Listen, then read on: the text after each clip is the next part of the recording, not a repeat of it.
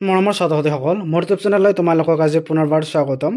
আজি তোমালোকৰ বাবে দশম শ্ৰেণীৰ অসমীয়াৰ ঔদ্যোগিক সমাহা পাঠৰ সকলো পাঠভিত্তিক প্ৰশ্ন উত্তৰ তোমালোকৰ বাবে লৈ আহিছোঁ। মৰমৰ ছাত্ৰ-ছাত্ৰীসকল, ভিডিঅ'টো স্কিপ নকৰাকৈ লাষ্টলৈকে চাই থাকিব। প্ৰশ্নাৱলীত ভাব বিষয়ৰ 1 নম্বৰ কুৱেশ্যনত দিয়া আছে, দশম শ্ৰেণীৰ শ্ৰেণীকোঠাত সোমোৱা শ্ৰেণী শিক্ষকগৰাকীৰ নাম কি? ইয়াৰ উত্তৰ হ'ব প্ৰকাশ গোস্বামী। 6 নম্বৰ কুৱেশ্যনত দিয়া আছে, শ্ৰেণী শিক্ষকগৰাকীয়ে আলোচনা কৰিবলৈ লোৱা নতুন বিষয়টো কি আছিল? ইয়াৰ উত্তৰত হ'ব শ্ৰেণী শিক্ষকগৰাকীয়ে আলোচনা কৰিবলৈ লোৱা নতুন বিষয়টো আছিল এজন ব্যক্তিয়ে কেনেকৈ নিজকে এজন উদ্যোগী ব্যক্তি হিচাপে গঢ়ি তুলিব পাৰে। তাৰ পিছৰ কুৱেশ্যনত দিয়া আছে, এজন উদ্যোগী আৰু কৰ্মহীন নিবনুৱাৰ মাজত থকা ক্ষুদ্ৰ ব্যৱধান কি? ইয়াৰ উত্তৰ হ'ব এজন উদ্যোগী আৰু কৰ্মহীন নিবনুৱাৰ মাজত থকা ক্ষুদ্ৰ ব্যৱধানটো হ'ল এলাহ। 6 নম্বৰ কুৱেশ্যনত দিয়া আছে, এজন সফল উদ্যোগী হ'বলৈ কি কি গুণৰ প্ৰয়োজন? ইয়াৰ উত্তৰ হ'ব এজন সফল উদ্যোগী হ'বৰ বাবে লাগিব ধৈৰ্য, একাগ্ৰতা, নিয়মানুৱৰ্তিতা, সময়ানুৱৰ্তিতা, আত্মবিশ্বাস আৰু হাৰ নমনা মনোবৃত্তি। 9 নম্বৰ কুৱেশ্যনত দিয়া আছে, কোকা-কোলা কোম্পানীৰ বিজ্ঞাপনটোত কোৱা কথাটো কি আছিল? ইয়াৰ উত্তৰ হ'ব কোকা-কোলা কোম্পানীৰ বিজ্ঞাপনটোত কোৱা কথাটো হ'ল eat cricket, sleep cricket, dream cricket, drink cricket. 6 number কুৱেশ্যনত দিয়া আছে, নাৰায়ণ মূৰ্তি কোন? ইয়াৰ উত্তৰত হ'ব নাৰায়ণ মূৰ্তি ভাৰতবৰ্ষ তথা বিশ্বৰ এজন সফল উদ্যোগী। তেওঁ ইনফোচিছ কোম্পানীৰ প্ৰতিষ্ঠাপক আছিল। তাৰপিছত 6 নম্বৰ কুৱেশ্যনত দিয়া আছে, বিজিতে ছাৰক উদ্যোগী সম্পৰ্কে কি কৈছিল? ইয়াৰ উত্তৰত হ'ব বিজিতে ছাৰক উদ্যোগী সম্পৰ্কে কৈছিল, উদ্যোগীসকল হ'ল এনে ব্যক্তি যিয়ে নিজে ব্যৱসায় বা উদ্যোগ আৰম্ভ কৰি কোনো বস্তু বা সেৱা বিক্ৰী কৰি নিজৰ জীৱিকা উলিওৱাৰ লগতেই আনকো কৰ্মসংস্থাপন দিবলৈ সক্ষম হয়। বৰ্গ 6 নম্বৰ কুৱেশ্যনত দিয়া আছে, প্ৰথম অৱস্থাত উদ্যোগীয়ে কি কৰিবলৈ সাজু থাকিব লাগিব? ইয়াৰ উত্তৰত হ'ব প্ৰথম অৱস্থাত এজন উদ্যোগীয়ে জোতা চিলাৰ পৰা চৰ্দি পাত পৰ্যন্ত কৰিবলৈ সাজু থাকিব লাগিব। তাৰপিছত কুৱেশ্যনত দিয়া আছে, টমাছ আলভা এডিছনে ইলেক্ট্ৰিক বাল্ব তৈয়াৰ কৰাৰ বাবে বাৰে বাৰে বিফল হৈ কি কৈছিল? ইয়াৰ উত্তৰ হ'ব টমাছ আলভা এডিছনে ইলেক্ট্ৰিক বাল্ব তৈয়াৰ কৰাৰ বাৰে বাৰে বিফল হৈ কৈছিল, মই বিফল হোৱা নাই, মাত্ৰ বুজিলোঁ যে 10,000 ধৰণে ই কাম নকৰে। 2 নম্বৰত দিছে চমুকৈ বুজাই লিখা। ইয়াৰ ক নম্বৰ কুৱেশ্যনটো হৈছে, উদ্যোগী পুৰুষ সিংহৰ সমান, এলেহুৱা কাপুৰুষ নিচান। শিক্ষকগৰাকীয়ে কিয় এনেদৰে ক'লেই বুজাই লিখা। ইয়াৰ উত্তৰত হ'ব শিক্ষকজনে কোৱা কথাষাৰ অসমীয়া এষাৰ প্ৰবাদ বাক্য যে উদ্যোগী পুৰুষ সিংহৰ সমান, এলেহুৱা কাপুৰুষ নিচান।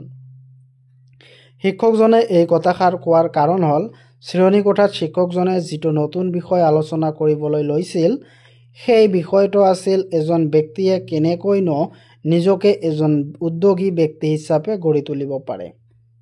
এই বিষয়টো আলোচনা প্ৰসংগত শিক্ষকজনে এই প্ৰবাদ বাক্যশাৰী ছাত্ৰ-ছাত্ৰীসকলক কৈ শুনাইছিল। 6 নম্বৰ কুৱেশ্যনত দিয়া আছে, সফল উদ্যোগী হ'বলৈ কিয় কঠিন? ইয়াৰ উত্তৰত হ'ব সকলোতকৈ সহজ কাম হ'ল এজন উদ্যোগী বা এণ্ট্ৰপ্ৰেনিয়ৰ হোৱা। তাৰ বাবে কোনো বিদ্যালয়ৰ ডাঙৰ ডিগ্ৰী নালাগে। ইয়াৰ বিপৰীতে আটাইতকৈ কঠিন কাম হ'ল এজন সফল উদ্যোগী হোৱা। কঠিন হোৱাৰ কাৰণ এয়ে যে এজন সফল উদ্যোগী হ'বলৈ ধৈৰ্য, একাগ্ৰতা, নিয়মানুৱৰ্তিতা, সময়ানুৱৰ্তিতা, আত্মবিশ্বাস আৰু হাৰ নমনা মনোবৃত্তিৰ ব্যক্তি হ'ব লাগিব। এইবোৰ গুণ সকলোৰে নাথাকে। শিক্ষকজনৰ মতে সেয়ে এজন সফল উদ্যোগী হোৱা কামটো অতি কঠিন। 10 নম্বৰ কুৱেশ্যনত দিয়া আছে, এজন উদ্যোগী হ'বলৈ যোৱাটো চাইকেল চলাবলৈ শিকাৰ দৰে একক প্ৰচেষ্টাৰ কৰা কাম বুলি শিক্ষকগৰাকীয়ে কিয় কৈছিল বুজাই লিখা। ইয়াৰ উত্তৰত হ'ব কোনোৱে একেদিনাই চাইকেল চলাব নোৱাৰে। এদিন এদিনকৈ শিকোতে শিকোতে সেই এদিন চাইকেল চলাব পৰা হয়। এজন উদ্যোগী হ'বলৈ যোৱাটো চাইকেল চলাবৰ শিকাৰ দৰেই একক প্ৰচেষ্টাৰ কাম। বহুতেই প্ৰথমতে বিফলতা এৰি দিয়ে, কোনোবাই দুবাৰতে এৰি দিয়ে, কোনোবাই 3বাৰত বিফল হ'লে এৰি দিয়ে। কিন্তু যিয়ে এৰি নিদি লাগি থাকে তেওঁই এদিন এজন সফল উদ্যোগী হয়গৈ। সেইকাৰণেই শিক্ষক এগৰাকীয়ে এজন উদ্যোগী হ'বলৈ যোৱাটো চাইকেল চলাবলৈ শিকাৰ দৰেই একক প্ৰচেষ্টাৰ কাম বুলি কৈছে। ক নম্বৰ কুৱেশ্যনত দিয়া আছে উদ্যোগী কোনসকল ব্যক্তিক কোৱা হয় বুজাই লিখা। ইয়াৰ উত্তৰ হ'ব বিজিতৰ মতেই উদ্যোগী সেইজনক কোৱা হয় যিজনেই নিজে ব্যৱসায় বা উদ্যোগ আৰম্ভ কৰি কোনো বস্তু বা সেৱা বিক্ৰী কৰি নিজৰ জীৱিকা উলিওৱাৰ লগতে আনকো কৰ্মসংস্থাপন দিবলৈ সক্ষম হয়। আনহাতে শিক্ষকজনৰ মতেই নিজৰ ইচ্ছামতে নিজৰ সময়সূচী ঠিক কৰি নিজৰ উদ্ভাৱনা আৰু কৰ্মশক্তিৰ নিজকে প্ৰতিষ্ঠা কৰা প্ৰতিজন ব্যক্তিয়ে একোজন উদ্যোগী বা এণ্টাৰপ্ৰেনিয়ৰ। সেই হিচাপত জুবিন পাপনৰ দৰে এজন শিল্পী, এখন ৰেষ্টুৰেণ্ট বা ধাবাৰ মালিক, এখন গেলামাল দোকানৰ মালিক নতুবা এখন বিউটি পাৰ্লাৰ চলোৱা ব্যক্তি সকলোৱে একোজন উদ্যোগী। 3 নম্বৰ কুৱেশ্যনত দিয়া আছে ইনফোচিছ কোম্পানীৰ প্ৰতিষ্ঠাপক কোন? তেওঁ ভাৰতবৰ্ষ তথা বিশ্বৰ এজন সফল উদ্যোগী হোৱাৰ আঁৰৰ কাহিনীটি বৰ্ণনা কৰা।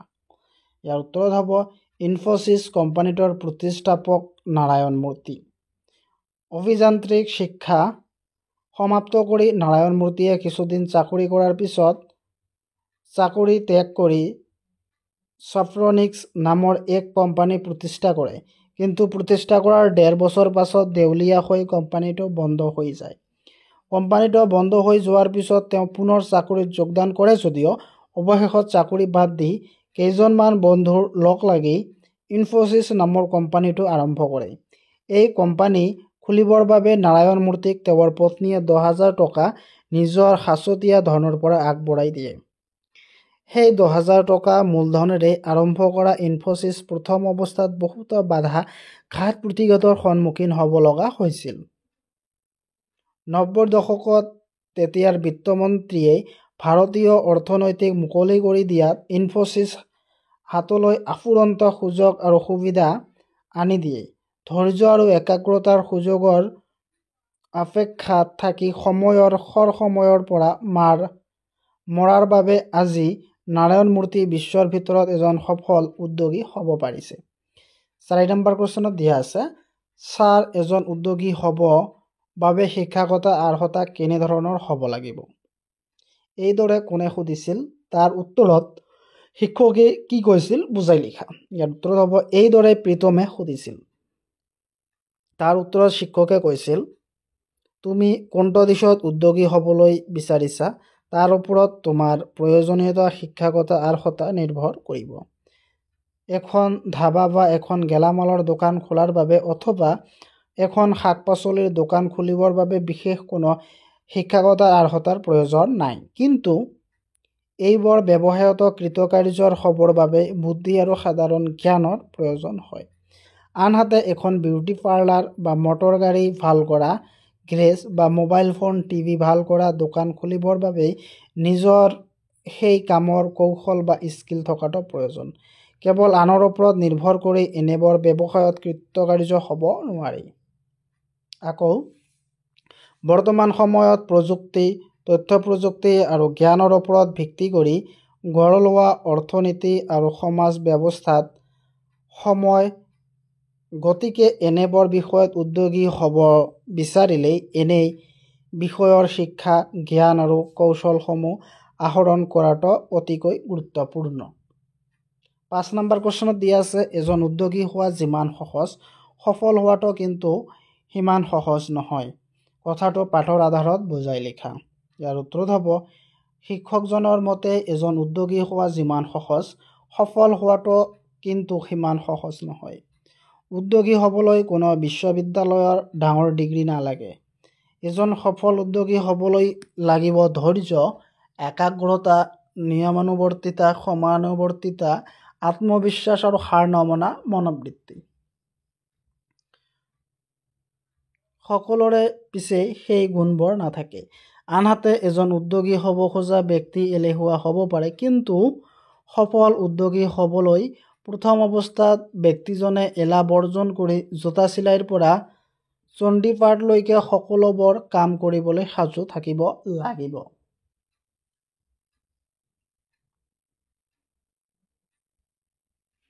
ইয়াত এইটো কথা কোৱাৰ কাৰণ হ'ল এজন সফল উদ্যোগী হ'বলৈ তোমালোকক 0ৰ পৰা যিকোনো কাম কৰিব পৰা হ'ব লাগিব। 6 নম্বৰ কুৱেশ্যনত দিয়া আছে, ভাৰতৰ সৰ্বকালৰ এজন সফল ব্যৱসায়ী ধীৰুভাই আম্বানীৰ হাতত মূলধনো নাছিল। ধীৰুভাই আম্বানীয়ে মূলধন আৰু শিক্ষাগত অৰ্হতা নথকাকৈ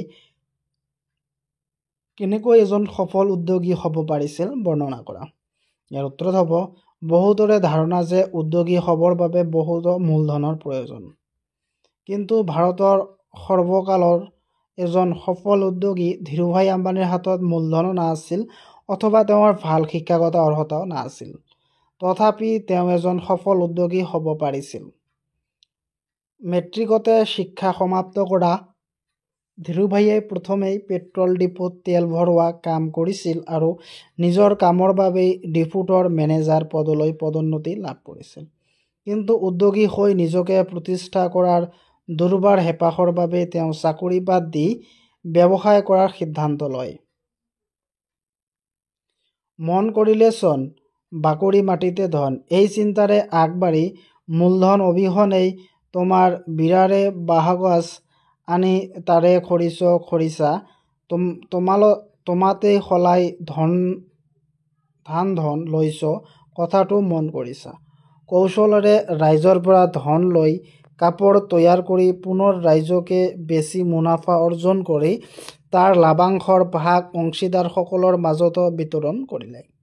সময়ত ধীৰুভাই আম্বানীয়ে সেই ব্যৱসায়ত সপাদ্ৰপে আগবাঢ়ি তেওঁ ৰিলায়েন্স কমাৰ্চিয়েল কৰ্পৰেশ্যন স্থাপন কৰে আৰু পৰৱৰ্তী সময়ত এই বিখ্যাত ৰিলায়েন্স ইণ্ডাষ্ট্ৰিজ হয়গৈ।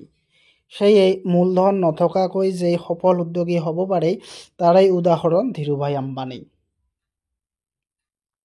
7 নম্বৰ কুৱেশ্যনত দিয়া আছে, ছাত্ৰ ছাত্ৰীসকলক উদ্যোগী হিচাপে মানসিকভাৱে প্ৰস্তুত কৰি ৰাখিবলৈ কি কি কৰিব পাৰি যায় বা পৰা যায়।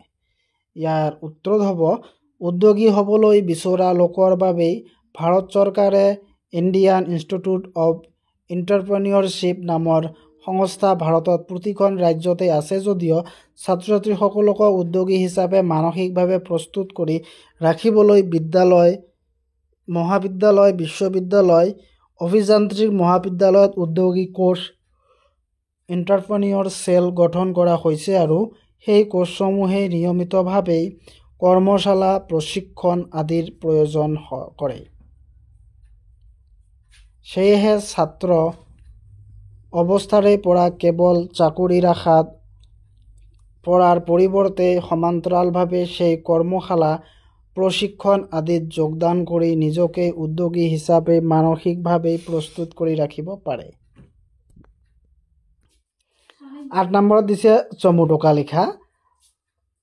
Thomas Alva Edison, Rutherford, Alexander Graham Bell, Chester Carlson, Bill Gates, William Shakespeare, Zubeen Garg, Angaraag Papon Mahanta. Thomas Alva Edison বিখ্যাত মাৰ্কিন বিজ্ঞানী আৰু আৱিষ্কাৰক। 1847 চনৰ 11 ফেব্ৰুৱাৰীত জন্ম আৰু মৃত্যু হয় 1931 চনৰ 18 অক্টোবৰত। টমাছ আলভা এডিসনক বহুতেই আৱিষ্কাৰৰ মেচিন আৰু আধুনিক প্ৰযুক্তিবিদ্যাৰ জনক বুলি অভিহিত কৰে। প্ৰায় 1000তকৈ অধিক সৰু বৰ আৱিষ্কাৰ, পেটেণ্ট যন্ত্ৰৰ তেওঁ অধিকাৰী। 1877 চনত তেওঁ এটা কথা ক'ব পৰা আকৰ্ষণীয় যন্ত্ৰৰ আৱিষ্কাৰ কৰে, সেইটোৱে আছিল আধুনিক গ্ৰামোফোন আৰু টেপ ৰেকৰ্ডাৰ আদি ৰূপ। এডিসনে ইয়াৰ নাম দিছিল গ্ৰামোফোন। তাৰপিছত ৰাদাৰফৰ্ড, আমেৰিকাৰ ভূতপূৰ্ব ৰাষ্ট্ৰপতি। আলেকজেণ্ডাৰ গ্ৰাহাম বেল, স্কটলেণ্ডৰ পদাৰ্থবিজ্ঞানী আৰু শিক্ষাবিদ। টেলিফোনৰ আৱিষ্কাৰক। 1847 চনত 3 মাৰ্চত স্কটলেণ্ডৰ এডিনবাৰত জন্ম। পিতৃ আলেকজেণ্ডাৰ মেলভিল বেল। এডিনবৰা বিশ্ববিদ্যালয় আৰু লণ্ডনৰ ইউনিভাৰ্চিটি কলেজত শিক্ষা লাভ কৰি দেউতাকৰ এক মুখবিধৰ শিক্ষানুষ্ঠানত সহকাৰী ৰূপে কৰ্মজীৱন আৰম্ভ কৰে। 1871 চনত গ্ৰাহাম বেল আমেৰিকালৈ যায় আৰু তাৰ বষ্টন বিশ্ববিদ্যালয়ৰ কণ্ঠ শৰীৰবিদ্যা ভোকাল ফিজিকলি বিভাগৰ অধ্যাপক ৰূপে কাৰ্যনিৰ্বাহ কৰে। 1873 সমসাময়িকভাৱে মূকবধিৰ সকলৰ উন্নয়নৰ বাবে বিভিন্ন প্ৰয়াস কৰিবলৈ লয়। বধিৰসকল শিক্ষাৰ উন্নয়নত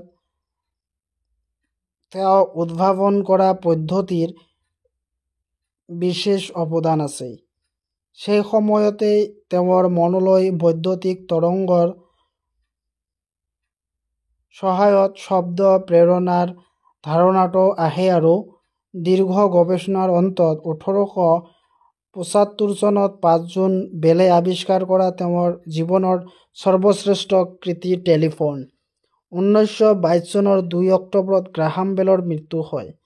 তেওঁ মৃত্যুৰ দিনা আমেৰিকা চৰকাৰক দেশখনৰ সকলো টেলিফোন 1 মিনিটৰ বাবে বন্ধ ৰাখি টেলিফোনৰ আৱিষ্কাৰক আলেকজেণ্ডাৰৰ প্ৰতি সন্মান জনাইছিল। চেষ্টাৰ কাৰ্লসন এজন প্ৰখ্যাত বিজ্ঞানী আৰু আৱিষ্কাৰক। Bill Gates computer software engineer আৰু ব্যৱসায়ী। বিশ্বৰ আটাইতকৈ ধনী ব্যক্তি হিচাপে পৰিগণিত বিল গেটছৰ প্ৰকৃত নাম উইলিয়াম হেনৰী গেটছ। 1955 চনৰ 28 অক্টোবৰত ৱাশ্বিংটন চিয়াটলত বিল গেটছৰ জন্ম হয়। পিতৃ উইলিয়াম ইজ গেটছ জ্যেষ্ঠ, মাতৃ মেৰী মেক্সৱেল গেটছ।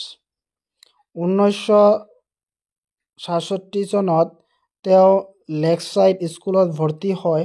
সৰুৰে পৰা তেওঁ কম্পিউটাৰৰ প্ৰতি বেছ আগ্ৰহী আছিল আৰু 13 বছৰ বয়সতে স্কুলৰ বাবে এক বেছিক লেংগুৱেজ প্ৰগ্ৰাম কৰি উলিয়াইছিল।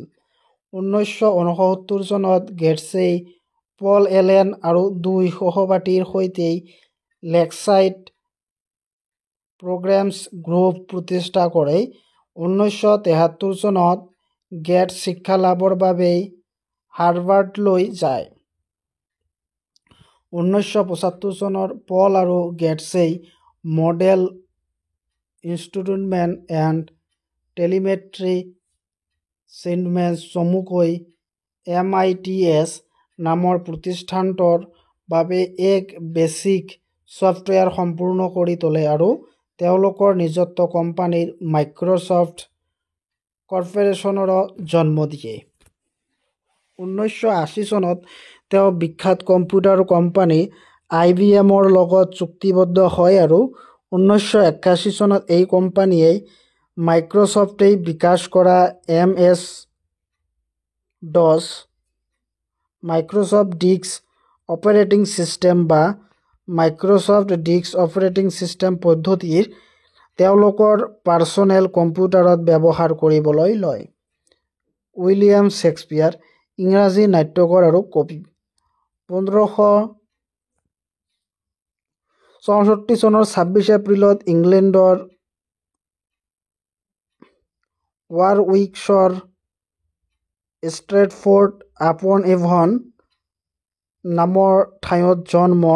পিতৃ জন শ্বেক্সপিয়াৰ 1530 পৰা 1601 আছিল এজন ঊলৰ ব্যৱসায়ী। মাক মেৰী আৰ্ডেন এক সম্ভ্ৰান্ত ঘৰৰ মহিলা আছিল যদিও লিখা-পঢ়া একেবাৰে নাছিল। ষ্ট্ৰেটফৰ্ডৰ এখন বিদ্যালয়ত প্ৰাথমিক শিক্ষা লাভ কৰা শ্বেক্সপিয়াৰে উচ্চ শিক্ষা লাভ কৰি আছিল নে নাই জনা নাযায়। অৱশ্যে লেটিন আৰু গ্ৰীক ভাষাৰ জ্ঞান লাভ কৰিছিল। 1580 চনৰ পৰা 1582 চনলৈ এটা ৰোমান কেথলিক পৰিয়ালত শিক্ষক হিচাপে কাম কৰিছিল বুলি জনা যায়। 1582 চনত এনি হেথৱে নামৰ তেওঁলোকে 8 বছৰ ডাঙৰ মহিলা এগৰাকীৰ লগত বিবাহ আৰু কালক্ৰমত এটি পুত্ৰ আৰু 2টি কন্যা সন্তানৰ পিতৃ। শ্বেক্সপিয়াৰে 1582 চনৰ পাছৰ সময়ছোৱাত ভালদৰে জনা নাযায়। হয়তো সেই সময়ছোৱাত লণ্ডনৰ কোনো এক বা ততোধিক থিয়েটাৰ কোম্পানীত অভিনেতা আৰু নাট্যকাৰ হিচাপে তেওঁ কাম কৰিছিল। লণ্ডনত থকা কালতে শ্বেক্সপিয়াৰে থিয়েটাৰৰ বাবে নাটক লিখিবলৈ লয়। 1592 চনত তেওঁ লণ্ডনৰ বিখ্যাত নাটক কোম্পানী লৰ্ড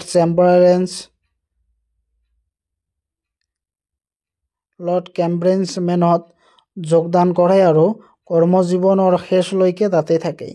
1603 চনত এই কোম্পানীৰ নাম সলাই কিংছমেন নাম লয় আৰু প্ৰায় ইংলেণ্ডৰ ৰাজসভাত নাট প্ৰদৰ্শন কৰে। সেই সময়ৰ ইংলেণ্ডৰ ৰজা প্ৰথম জেমছৰ পৃষ্ঠপোষকতাত এই সংস্থাই লণ্ডনৰ বিশেষ প্ৰসিদ্ধি লাভ কৰে।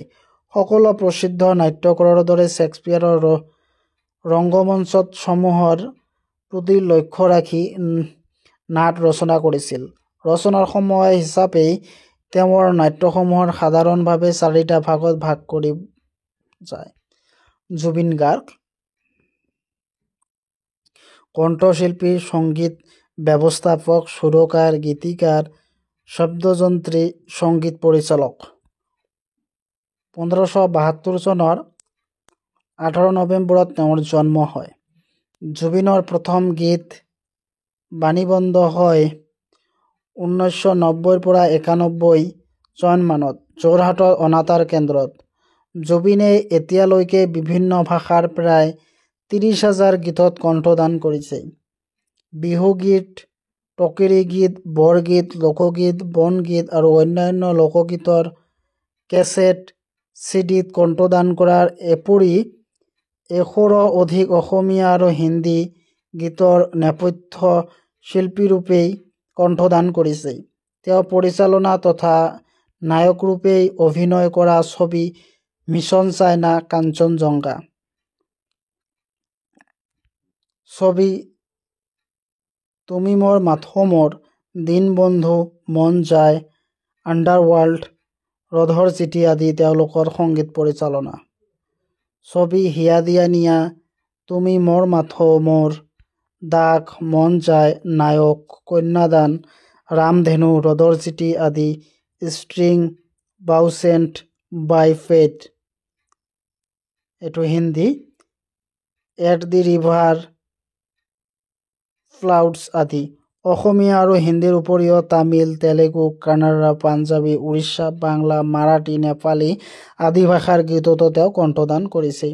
তেওঁৰ প্ৰকাশিত পুথি শব্দ অনুভূতি, জুবিনৰ পদ্য ইক'জ অৱ চাইলেন্স শীৰ্ষক তথ্যচিত্ৰখনৰ বাবে 2008 চনত শ্ৰেষ্ঠ সংগীত পৰিচালক কাহিনী শাখাত বঁটা লাভ। থলুৱা আৰু পশ্চিমীয়া সুৰ তথা সংগীতৰ সাৰ্থক সংমিশ্ৰণেৰে অসমৰ সংগীত জগতত সৃষ্টি কৰা এক নতুন ধাৰাৰ বাবে শ্ৰোতাৰ মাজত জুবিনৰ গীত অভূতপূৰ্বভাৱে জনপ্ৰিয়। অংগৰাগ পাপন মহন্ত কণ্ঠশিল্পী। 1975 চনত তেওঁৰ জন্ম। উত্তৰ পূৰ্বাঞ্চলৰ লোকগীত আৰু বৈষ্ণৱ ভক্তিমূলক গীতসমূহক আধুনিক বাদ্যযন্ত্ৰৰ ব্যৱহাৰেৰে ফিউজন ৰূপত উপস্থাপন কৰি জনপ্ৰিয় কৰে। প্ৰকাশিত গীতৰ এলবাম জোনাকী ৰাতি, চিনাকি অচিনাকি, গমচেং, ফাগুনৰ গান, ফেলচেং, ধূলিৰ আকাশ, ৰংফুল আদি। ইষ্ট ইণ্ডিয়া কোম্পানী নামৰ সংগীত গোষ্ঠীটোৰ মূল কণ্ঠশিল্পী। MTVৰ সংগীত অনুষ্ঠান কোক ষ্টুডিঅ'ৰ একাধিকবাৰ গীত পৰিৱেশন জনপ্ৰিয়তা অৰ্জন। একাধিক চলচ্চিত্ৰৰ নেপথ্য গায়ক হিচাপে কণ্ঠদান। উল্লেখযোগ্য ছবি ৰামধেনু, ৰথৰ চিঠি, বৰফি, আই এম কালাম আদি। বঁটা সন্মান গ্ল'বেল ইণ্ডিয়ান এৱাৰ্ড 2010, বিগ অসমীয়া মিউজিক এৱাৰ্ড 2011। তাৰপিছত 9 নম্বৰত দি আছে সমৰ্থক শব্দ লিখা। প্ৰভাত, কঠিন, এলেহুৱা, ডাঙৰ, চেষ্টা, লগৰীয়া, লক্ষ্য, নিৰবিচ্ছিন্ন, হাবিয়াস, সপোন।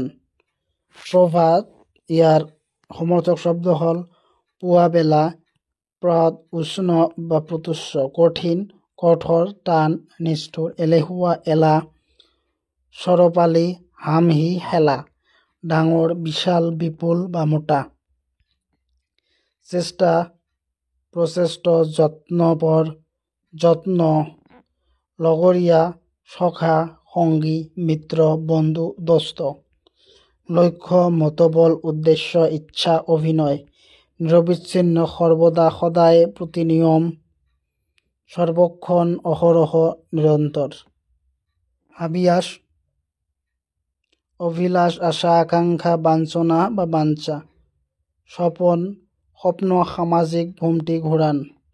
তাৰপিছত 10 নম্বৰ দিছে বিপৰীত শব্দ লিখা। বিপৰীত শব্দ নতুন, ইয়াৰ বিপৰীত শব্দ হ'ল পুৰণি বা পুৰণা, ক্ষুদ্ৰ, বিশাল, কৰ্মহীন, কৰ্মঠ, এলেহুৱা, উদ্যমী, সহজ, কঠিন, সপন, দিঠক, সুবিধা, অসুবিধা, আৰম্ভ, শেষ, জন্ম, মৃত্যু, সমান, অসমান। 11 নম্বৰ দিছে তলৰ জুৰীয়া শব্দবোৰ বাক্য সজোৱা। ল'ৰা ছোৱালী, হাত ভৰি, খুৱাই বোৱাই, জীৱন জীৱিকা, পা পইচা। ল'ৰা ছোৱালী, মাক দেউতাকৰ বাবে ল'ৰা ছোৱালী হিয়াৰ আমোদ। হাত ভৰি ধুইতেই ভিতৰ সোমোৱা। খুৱাই বোৱাই, আলহীক খুৱাই বোৱাই পঠাবা। জীৱন জীৱিকা, কৰ্মহীন জীৱন জীৱিকা বুলি একো নাথাকে।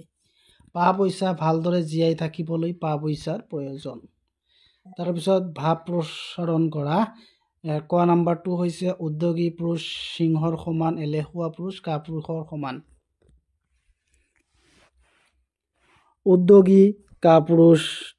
উদ্যোগী পুৰুষ এলাহ নাথাকে। হাতত মূলধন কিংবা কোনো ডাঙৰ ডিগ্ৰী নোহোৱাকৈ উদ্যোগী পুৰুষে ধৈৰ্য, একাগ্ৰতা, নিয়মানুৱৰ্তিতা, সমানুৱৰ্তিতা, আত্মবিশ্বাস আৰু হিংসাৰ দৰে হাৰ নমনা মনোবৃত্তিৰ যিকোনো কামত অগ্ৰসৰ হ'ব পাৰে।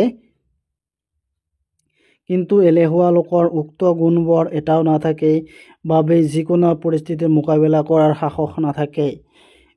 কাপুৰুষৰ দৰে সকলো ক্ষেত্ৰতেই পিছত কৰাৰ মনোভাৱেৰে নিজক সদায় পিছুৱাই লৈ গৈ থাকে। সেয়ে এলেহুৱা কাপুৰুষৰ সমান আৰু উদ্যোগী সিংহৰ সমান বুলি কোৱা হৈছে। তাৰপিছত খ নম্বৰ যি মূলা বাঢ়ে তাৰ দুপাততে চিন। মূলা গজি যেতিয়া দুপাতীয়া হ'ব তেতিয়াই মূলা কেনেকুৱা হ'ব বুজিব পাৰি। অৰ্থাৎ মূলাডাল ভাল হ'লেই দুপাতত সি লহপহীয়া আৰু সতেজ হয়। এই কথাৰে ইয়াকে বুজাব বিচাৰিছে যে সৰুকালতেই ল'ৰা ছোৱালী কেনে ঘৰৰ হ'ব তাকেই বুজাব পৰা যায়। মানুহৰ ভৱিষ্যতৰ লয় লক্ষণ, গুণ, স্বভাৱ আদি সৰু কালতেই ফুটি ওলায়।